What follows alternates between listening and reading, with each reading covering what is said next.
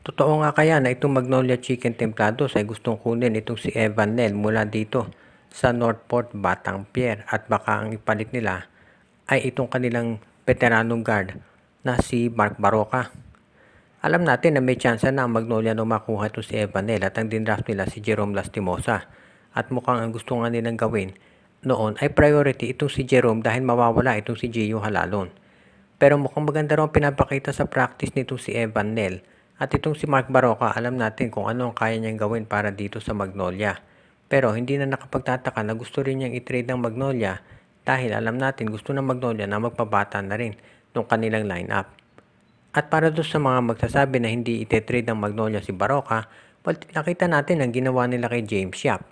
Two-time MVP yan at tinrade din para dito kay Paul Lee.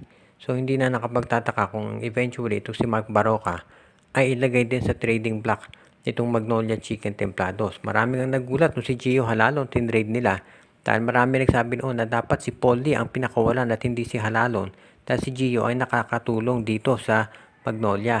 So wag na rin tayong magulat kung ito si Mark Baroka nga i-trade nila. Itong si Evan Nel maganda naman ang pinapakita para dito sa Northport sa mga tune-up games nila at yan ang hindi nakapagtataka kung ba't siya gustong kunin ng Magnolia. So abangan na lang natin kung ito'y matutuloy. Ang maliwanag dito, mukhang itong Magnolia Chicken Templados ay gustong gumawa ng paraan para maging mas bata yung kanilang lineup. Tignan natin kung matutuloy ito.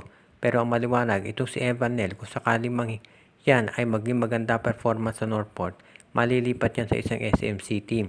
Kung hindi man sa Magnolia, dito sa San Miguel o kaya Barangay Ginebra. Dahil ganyan naman talaga ang nagiging practice dito sa Northport, Batang-Pier. Kaya abangan na lang natin kung saan mapupunta eventually ditong si Evanel at kung talaga nga na ito si Mark Baroka magiging kapalit. Ang San Miguel Beermen ngayon ay hindi pa balanse lineup at ayon sa mga insiders gagawa sila ng paraan para ito ay maiayos. At meron na sila mga listahan ng mga players daw na po pwedeng i-trade. Kabilang dyan itong si Vic Manuel na mag-expire ang kontrata sa Abril. Pati na itong si Simon Enciso, si Chris Ross, kahit assistant coach yan, itong si Terence Romeo, Jeron Teng, si Noy Baclao, si Troy Malilin, at itong si Kit Jimenez, kabilang yun nandun sa mga players na pwedeng i-trade ng San Miguel. Ang sabi nga nung iba, baka pati itong si Mawala Tautua ay consider ng i-trade ng SMB. Hindi pa natin maliwanag kung matutuloy itong mga balak ng San Miguel. Kasi katulad nung originally, ang balak nila, isign yung kanilang first round draft pick na si Evan Nava. Pero nung nirelease ng Northport itong si Chris Rosales, siya na lang ang kinuha nila at pinakawalan na itong si Nava, pinabayaan na mag-tryout sa TNT. Pero sabi nga nung iba, mas maganda sana ginawa ng San Miguel, tinrade na lang itong si Evan Nava at itong si Jeron Teng dito sa Northport para makuha itong si William Navarro. Pero mukhang nagkamali dyan ng San Miguel ayon sa mga insiders. Kaya tignan natin kung paano gagawin ngayon ng San Miguel kung sakali nga na yung kanilang tinatarget na free agent na si Troy Rosario ay hindi mapunta sa kanila at manatili dito sa Blackwater Bossing.